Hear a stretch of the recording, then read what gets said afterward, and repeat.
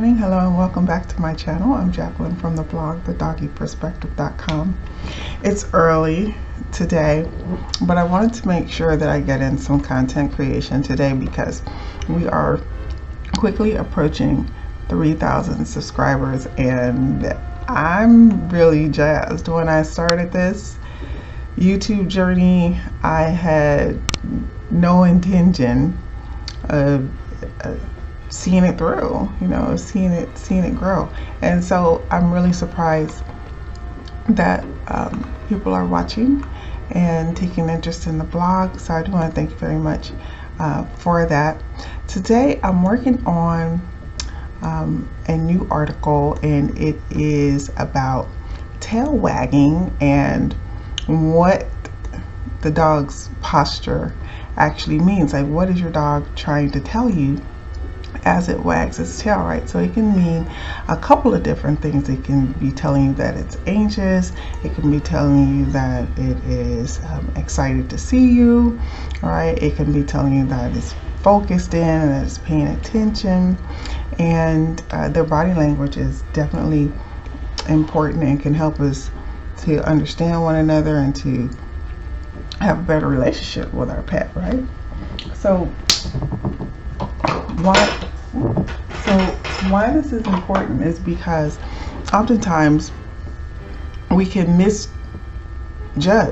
the animal. We can misread what they're saying. This leads to dog bites and dog fights and other really terrible incidents and outcomes. So we want to make sure that we're paying attention to at least the basics. Now, Sophia of the terrier class, right? She's an interesting breed. Most pet owners will crop their schnauzers, right? Cropped ears, docked tail. So what if your doggy actually has no tail? What does that mean? What do you do? How do you know what they're saying to you if they no longer have a tail? And anyway, what is a tail? Did you know that it is actually made up of bone and it is an extension of their spine? Me personally, I believe it's mean to dock their tail. She's everything that she was born to be. And so I enjoy the look of her, and I didn't find it necessary to change her or to look for one that was already cropped and docked.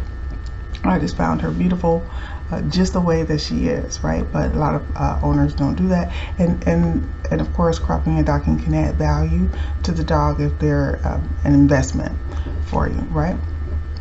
But it is quite simply an extension of the dog's spine, and it helps to center the dog while it's running. It's like a rudder in the water. If they're swimming, if they're running, if they're making tight turns, it helps them balance their weight so they keep from stumbling. This is why they're so nimble. They use their tails in all sorts of great ways, right? So also, if you ever seen a dog walk along the curb, right? Walk along something that's really, really narrow, kind of the way that we do when we, if you ever walk on a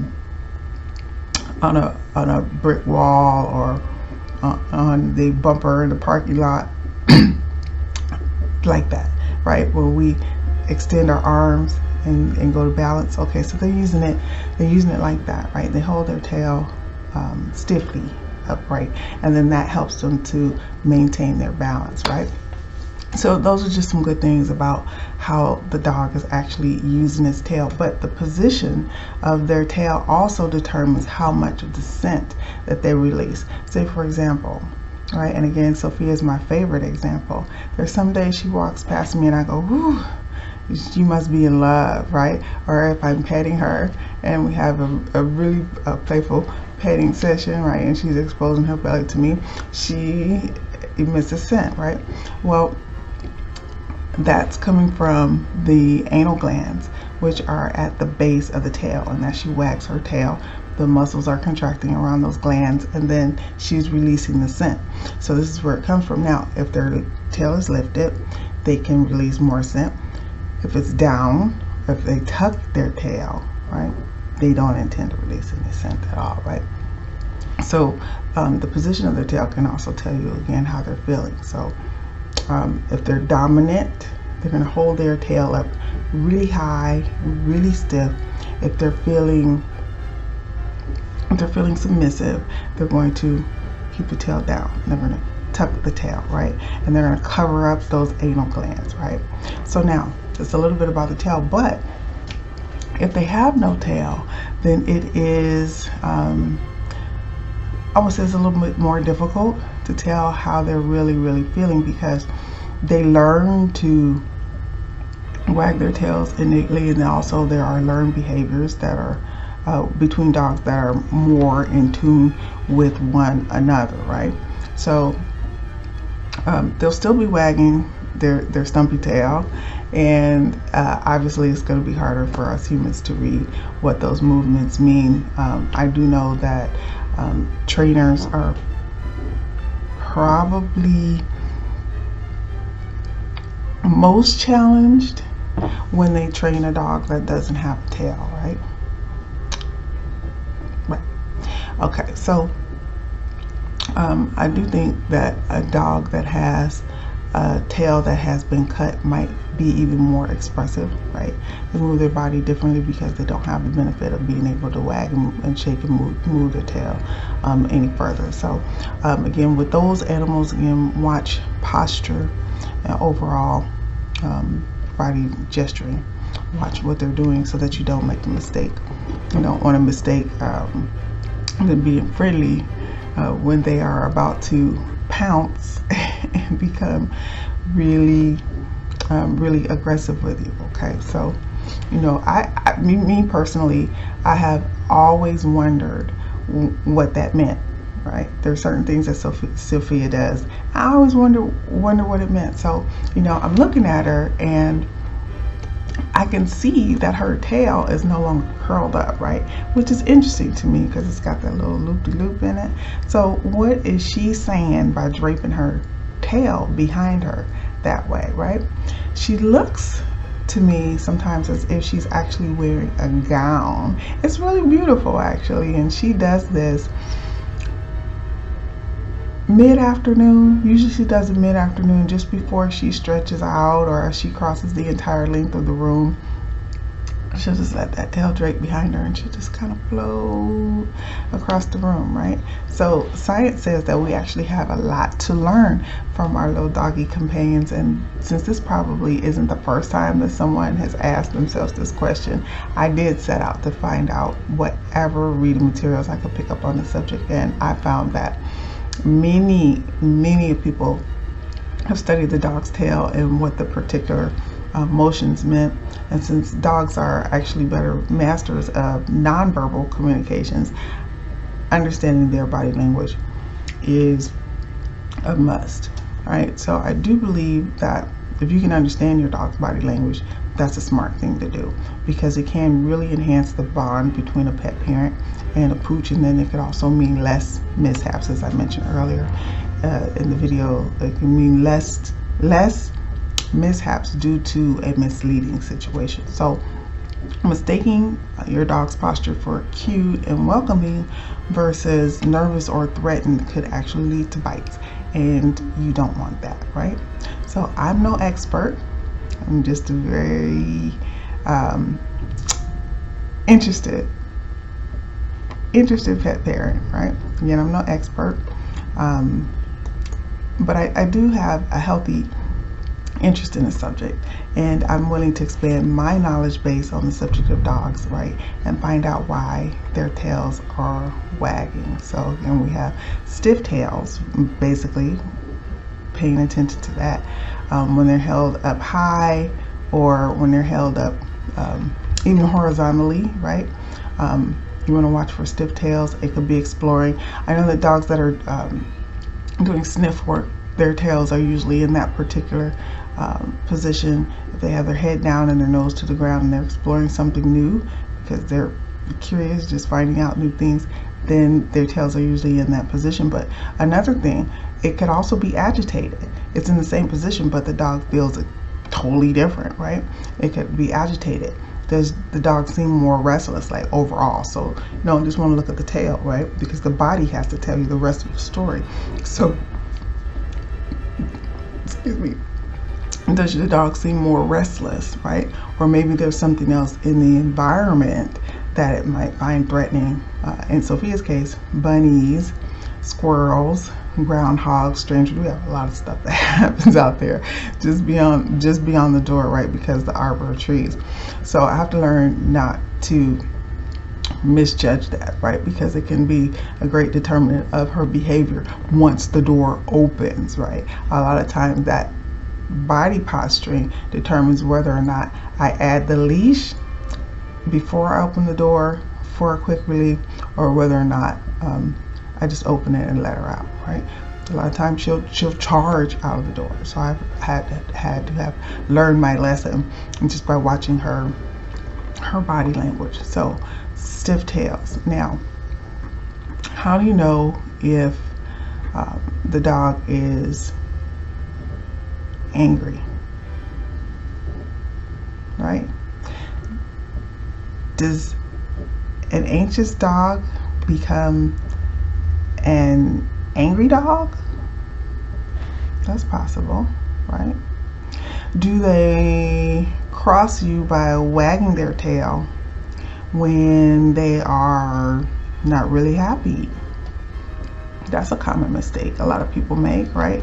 You see the dog's tail wagging and you assume it's a sign of a friendly dog, which isn't always going to be the case, right? Certified professional dog trainers, they do tell you that you shouldn't make that mistake, right? Again, it can mean the dog is anxious. It can be that they are wagging their tail when they're confronted, when they're feeling threatened. If there's another dog around that they're unfamiliar with, the dog may be more dominant, right? And they could be wagging their tail when they're nervous. Now, people sometimes overreact or respond vastly differently when they come from an anxious or a nervous state, right? They could calm right down, not much more happens. They could really, engage you in conversation. Things can go a lot differently. Or they could snap, right? And come out fighting, which a lot of dogs do. So again, you want to make sure that you are watching out for their body language. So we don't want to mistake wagging tails for being happy, right? Or stiff tails for being aggressive, right? So we want to just make sure of that. And in the case where they have no tail, it is more important to pay attention to their body, right, than what the little stub of tail is telling you. All right. So there's a lot more postures that dogs assume, a lot more moves that they make with their tails. Again, my goal is to interest you in the topic and really pay attention to your doggy. What's your pet trying to tell you? What are they sharing with you? How are they communicating with you to help make you a bit more interested in your pet and your pooch, and then become a better pet parent because you have a clearer, deeper understanding. All right, so that is what I wanted to share today. And I have a new snack that I want to share with you. It's time for From Our Table.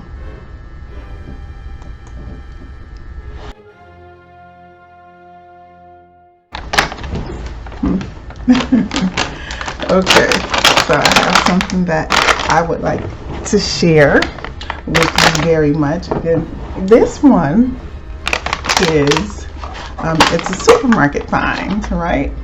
And I bought it because I just wanted Sophia to have something a little bit different. After serving her animal crackers, right, those are crunchy. In fact, they give you so much in there that we still have. Look at this, guys. She hears the crackling of the package, right? Look at this. Canine carry-out taco minis. These are so cute and so fun. This is a 4.5 ounce bag of snacks, and they say your dog loves the snacks you carry home in a doggy bag. So why not reward him every day with canine carryouts, taco minis, beef flavor, chewy snacks for dogs with the look and taste of beef tacos. Right, so they have some other things. I also purchased hot dogs, right? They have bacon flavor, beef flavor, hot dog mini flavor. The hot dog mini flavor are a trip, okay? They're pretty cute. I just thought, who thought of this, right? They also have chicken flavor, chew bones, and long-lasting chew. Now this looks like some stuff. Reminds me when we were kids, and my mother would take us to the Hostess Bakery. Anybody out there remember the Hostess Bakery? They would let you into the factory, right? Like the Wonder Bread factory, and they actually have the Hostess Bakery inside of there, right? You could go in and you could pick your fresh baked bread and your sweets and all of that. So it reminds me of that. Junk. It's summertime and I want to have some fun, so I'm going to hold this up here a little bit closer. Look, it's a teeny tiny taco. Can you imagine? Look at that. Now if you hear some grunting and things going on, it's because Sophia's down here just she really wants one. So let's bring her up. Now this one, oh, she snatched one off of the desk. She snatched one off the desk, but she's doing great with these, right? The analysis on it, again, I'm reading this from the package, is protein, fat, fiber, moisture, 30% max. As you can see, this is not crunchy. This is it's more spongy, more gummy. If you break it in half, you can see it looks more like the bread. Now she hasn't had any difficulty with the snack at all. She didn't regurgitate. It doesn't make her nauseous or gassy, and obviously they are pretty flavorful. So she's doing good with these. She liked them, and I thought, you know, for the money, it was a really good deal. They were on sale for $1 at the major grocery chain, right? So I thought that those were fun, and I wanted to take something new away. But yeah, guys, K9 carryouts, they weren't a whole lot of money, and they're going to last a really long time, assuming that you do not overfeed your dog the snack when you get them, right? So there you have it. Now I didn't check to see all the great places that you can get these, right? I shop online a lot, and I also shop with Instacart, and Instacart will bring these to you, right? They have different prices. They do vary anywhere from, I would say, now I'm just gonna cheat here and look at my computer. I bought, again, mine were on sale. This is what you can figure out when you actually go in the store. Do you know, when I see them on screen and I decide that I'm going to try them, they are sometimes up there at about $8, $7, $8 for a bag. But most of the time, if you go into the store, you can find the smaller sizes. These packages do come in much bigger sizes, like 47 ounces. This is 4.5 ounces, which is why it's a lot less expensive. So if you're looking for these and you're online, again, you can find them easily. Instacart will bring them to you if you don't have a way to get out to your local area store and just explore and see if they're out there. Also, Chewy.com, my favorite place. I'll leave you a link to Chewy.com. They will sell these to you. They have 47 ounce bags there. They also have 22.5-ounce bags there. And Amazon, you know how I feel about Amazon. Now, I read to you a lot of information from the back of this package about all the different flavors. So if you would like to try these and you do not mind multiplicity and you want to try them as I try them, then I do recommend Amazon for you, because they have the K9 carryout dog snacks. They have the variety combo bundle, so you can get 6 5-ounce bags this size, right? You can get 6 5-ounce bags for $21.50 at this time, right? So that is pretty much it. Now, what about the star rating? Because quality is important. Again, I generally do not buy anything for Sophia which does not have at least a 4.0 star rating. I mean, we have to be smart, right? We have to learn from pet parents that have actually tried these products and that have spent their own money on these products and that are sharing with us what they know about it, right? No need to go out and be a pioneer and make your own new fresh mistakes with your doggy's health, right? No need to do that. So we want to make sure that we're reading reviews. Now, this one gets a good review for freshness, which I like. It does have the Ziploc seal.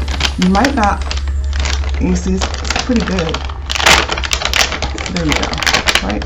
So you might not always have a, container or hopper or new jar, something that you keep on the countertop for your dog, like a cookie jar for your dog. You might not have one of those with a seal on it that keeps this tight and fresh. But this already has a Ziploc seal on it, so that's good. So it did get a 4.7 star rating for freshness. Flavor, as you can see, she just ate those up, right? So she likes the flavor, and the flavor is 4.7. Now, value for money, 4.2. Typically, I feed all snacks at the bowl. Okay, today's demonstrative. And the reason that I do that, right, is to keep from just handing them over to her, because they're so cute. They're so fluffy, curly wurly, they snuggle you. They do all these cute little things. So it's just that, she may not be hungry, right? It's just that I may be having a moment, which can lead to overfeeding. And as you know, we are against that, right? Now, I have my Pedisure coverage, but I don't want to have to pull out my Pedisure card and take her over to the vet's office because she's got a bad case of gas or bloat or whatever else is going to happen if I'm overfeeding her. So I have to be careful with that, and you be careful with that too, because you want them to live long, healthy lives, right? She is being adorable today, and she is wearing her new, I don't know if you can see this. You can't see this. Oh, I have another one right here. Let me just show you. Hold on. It's like a secret. All right, and this is Sophia's wallet.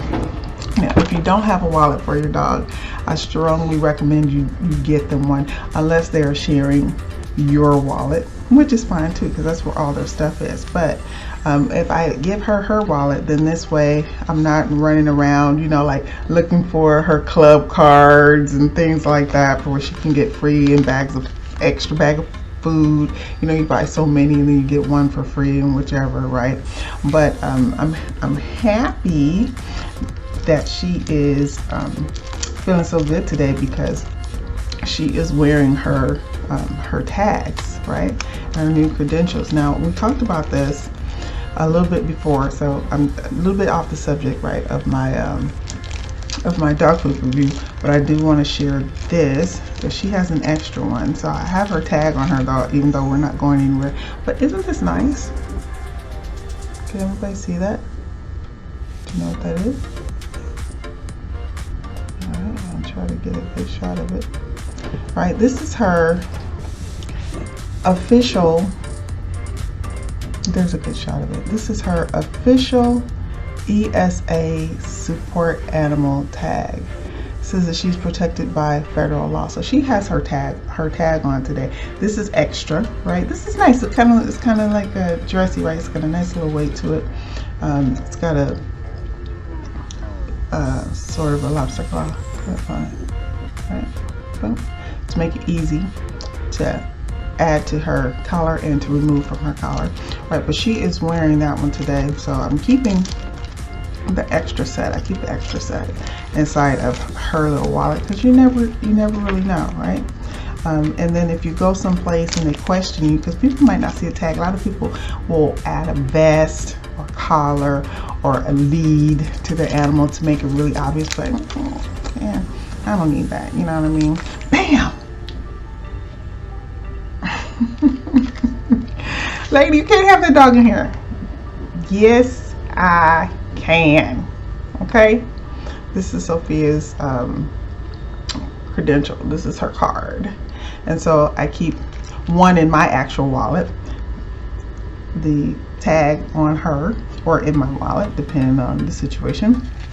But she has an extra set of credentials, which is nice. We can keep that safe for traveling or for other times. So again, we're very fortunate because she can go anywhere with me, anywhere, and I mean anywhere. And I really don't want to leave her at home. I'm very protective of Sophia, right? And I really don't want to leave her at home. She is a great guard dog, but you know, I do find that when I return home, sometimes if I go out, you know, maybe it's just for marketing, right? Just to go pick up the dog food, and I had other places to go, but it would have been a bit much to handle her while we were out. Then I don't take her with me. No, she's got that beautiful pen back there, but you wouldn't believe, if I don't put her in there and I come back home, she's a sweaty mess. Like she's swiping back in her eyes, like she had a fight with the sofa. I don't know. So she goes through a lot when I'm not here, but I digress. So okay, so I've talked to you before about ESA, right? Be a support pet for your animal. I'm telling you, you gotta invest. You gotta get your credentials. I'm telling you, because you don't want to have to leave them at home. It's just not fair. They deserve to be with you. She has a beautiful personality. I feel more comfortable when she is with me, right? And even if I'm just going to the pump to buy gas, you know, like I carry her around, you know. I take her right to the counter with me when I pay for snacks and treats and things like that. So you can do the same thing as well. So make sure you sign up for ESA so you can take your doggy places with you. You can go on a train, a bus, a plane, you know, things like that, right? All right. So this is what I was trying to tell you. All right. So get your canine carry-out dog snacks. Go in for the variety combo bundle where you can get 6 5-ounce bags of these, 1 bag of each flavor, and Amazon has them on sale, right? I won't really tell you the price, but just go over there and get yourself some. Give them a try, something new, something different. Again, try not to overfeed. You will be tempted to because they're cute, right? And they're fun, and they are something different, right? And the dog will really love them, but try not to overfeed them. Make sure you only feed them the recommended amount, and please adjust their regular daily feed. If you're going to be giving them lots of the tacos, right? Cut back a little bit on the dry food, maybe a tablespoon, 2 or 3 less of the wet food if you're giving them more of these, right? Kind of common sense. All right. And so also, if you do not yet have your Pet Assured discount card, please make sure you get one of those too. Okay. All right. So this is Jacqueline from the blog, thedoggyperspective.com. I hope you enjoyed the video. I hope you learned a little bit about your dog's tail, why they wag it, what it means when it's held straight up or horizontal, and where you can get new canine carry-out snacks. Again, this is Jacqueline from the blog, thedoggyperspective.com. Until the next time, happy pet parenting. We'll see you in the next video.